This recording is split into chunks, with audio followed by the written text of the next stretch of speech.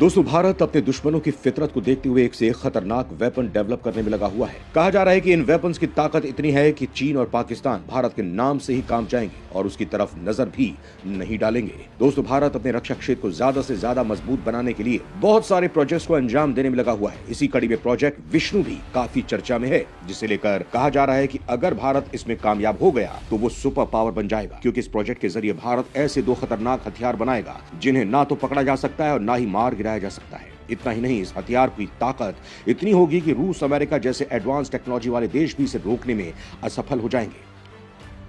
यानी कि अगर भारत अपने इस हथियार से अमेरिका पर हमला कर देता है तो वो भी हमारे आगे ढेर हो जाएगा। अब आप सोच रहे होंगे, आखिर भारत ऐसे कौन से हथियार बना रहा है जिसका तोड़ अमेरिका, रूस के पास भी नहीं है? तो चलिए हम आपको इस हथियार की ताकत के बारे में बताते हैं, जिसे जानने के बाद आप भी कह देंगे कि सच में भारत को सर्वशक्तिशाली बनने से कोई नहीं रोक सकता है। तो आप हमारे साथ वीडियो के अंत तक बने रहिएगा। दोस्तों, भारत का डीआरडीओ यानी कि defence research and development organisation देश की सीमा को सुरक्षित रखने के लिए कोई कसर नहीं छोड़ता है। उसने भारतीय सेना को ऐसे ऐसे खतरनाक हथियार डेवलप करके दिए हैं जिससे कि उसके दुश्मन सीमा की तरफ बढ़ने से भी कतराते हैं। वहीं अब डीआरडीओ की टीम एक ऐसे प्रोजेक्ट को अंजाम देने की तैयारी कर रही है जिसके बारे में जानने के बाद चीनी ड्रैगन भी बौखला गया है। इतना ही नहीं, अमेरिका, रूस जैसे देशों की नींद उड़ गई है। वहीं उन देशों की भी हालत खराब हो गई है जो भारत को खत्म करने के बारे में सोचता है। दोस्तों, आपको बता दें कि डीआरडीओ दो ऐसे हथियारों को डेवलप करने जा रहा है जिन्हें रोक पाना संभव नहीं है। वैसे तो इस प्रोजेक्ट की शुरुआत साल 2022 में हुई थी, जब HSTDV तकनीक से जुड़ा प्रोजेक्ट शुरू किया गया था। दोस्तों, इस वक्त भारत हाइपरसोनिक तकनीक को विकसित करने में लगा हुआ है ताकि सेना की ताकत में कोई कमी न रहे। वहीं HSTDV को काम में लेकर भारत की सेना काफी मजबूत हो जाएगी। इस तकनीक का आखिरी टेस्ट हाल ही में 27 जनवरी 2023 को किया गया है। इसके सफल होने के बाद प्रोजेक्ट विष्णु को शुरू कर दिया गया है और इसे जल्द से जल्द पूरा करने की कोशिश की जा रही है। दोस्तों, आपको बता दें कि इस प्रोजेक्ट में दो फेज होंगे। पहले फेज में ऐसी मिसाइल को डेवलप किया जाएगा जो हाइपरसोनिक गति से जमीन पर मार करने में सक्षम होगी।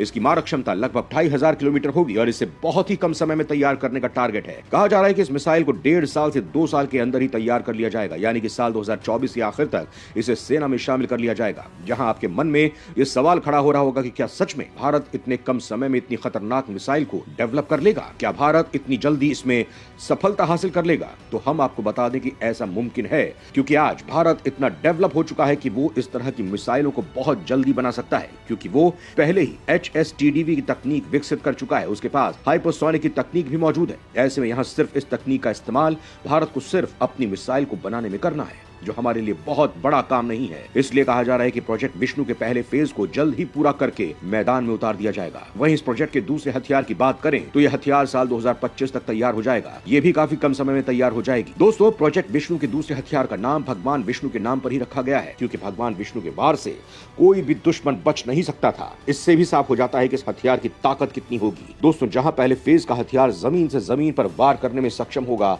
वहीं दूसरे हथियार में जमीन से हवा में वार करने वाली हाइपरसोनिक मिसाइल होगी। इसके साथ ही हथियार काफी छोटा और हल्का होगा ताकि इसे तेजस, राफेल, तेजस MK2, सुखोई और AMCA जैसे लड़ाकू विमानों में तैनात किया जा सके। दोस्तों, प्रोजेक्ट विष्णु के तहत तैयार किए जाने वाले ये दो हथियार भारतीय सेना के लिए काफी अहम माने जा रहे हैं, क्योंकि ये दोनों ही मिसाइल हाइपरसोनिक हैं और ये इस तरह की तकनीक कितनी खतरनाक होती है ये किसी से भी छिपी नहीं है। हाइपरसोनिक मिसाइल की खासियत होती है कि ये ध्वनि की गति से भी 5 गुना तेजी से वार करती हैं। यानी कि जिस हथियार की स्पीड 6115 किलोमीटर प्रति घंटे की होती है उसे हाइपरसोनिक हथियार कहा जाता है। वहीं अगर इस हथियार को समुद्र के ऊपर से 1120 किलोमीटर प्रति घंटे की रफ्तार से जाती है तो इसके हमले को रोक पाना या इस पर ही हमला कर पाना मुश्किल है। इसके अलावा इस हाइपरसोनिक हथियार की खूबी ये भी होती है कि यह कम ऊंचाई पर उड़कर दुश्मन को खत्म कर सकता है। ये टारगेट के मूवमेंट के साथ ही खुद भी मूव करता है और उसे अपना निशाना बना लेता है। वैसे आपको बता दें कि हाइपरसोनिक मिसाइल भी दो तरह की होती है, जिसमें पहला होता है ग्लाइड व्हीकल यानी कि हवा में तैरने वाला, वहीं दूसरा है क्रूज मिसाइल। फिलहाल तो पूरी दुनिया के देश ग्लाइड व्हीकल को बनाने में लगे हुए हैं। इस व्हीकल के पीछे छोटी सी मिसाइल लगाई जाती है, फिर इस मिसाइल को लॉन्चर से टारगेट पर छोड़ दिया जाता है।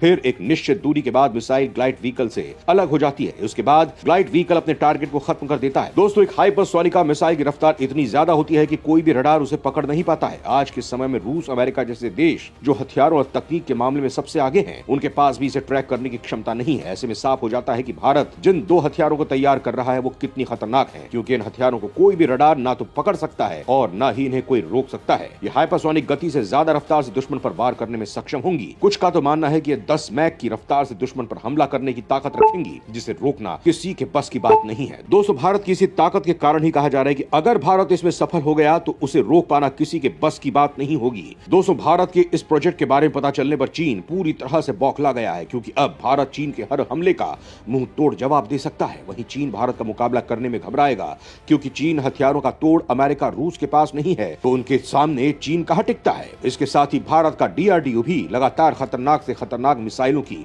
लॉन्चिंग करता जा रहा है, जो इसके दुश्मनों के लिए बिल्कुल भी सही नहीं है। वो अब टेंशन में आ गए हैं। इसके साथ ही भारत दूसरे देशों से भी एडवांस हथियार खरीद रहा है और सीमा पर तैनात कर रहा है, जिससे भारतीय सेना के हौसले बढ़ गए हैं। वहीं चीनी ड्रैगन की हालत इस तरह से खराब हो गई है जैसे कि उसके बनाए सामानों की हो जाती है। वहीं चीन की मदद तो पाकिस्तान भी नहीं कर सकता, क्योंकि खुद चीन ने ही पाकिस्तान को रास्ते पर ला दिया है। पहले चीन पाकिस्तान के जरिए ही भारत के लिए परेशानी खड़ा करता था, लेकिन अब चीन ने ही पाकिस्तान को बर्बाद कर दिया है, तो वो भी चीन के साथ खड़ा नहीं होगा। ऐसे में चीन ये सोच सोच कर घबरा रहा है कि वो भारत को आगे बढ़ने से कैसे रोके।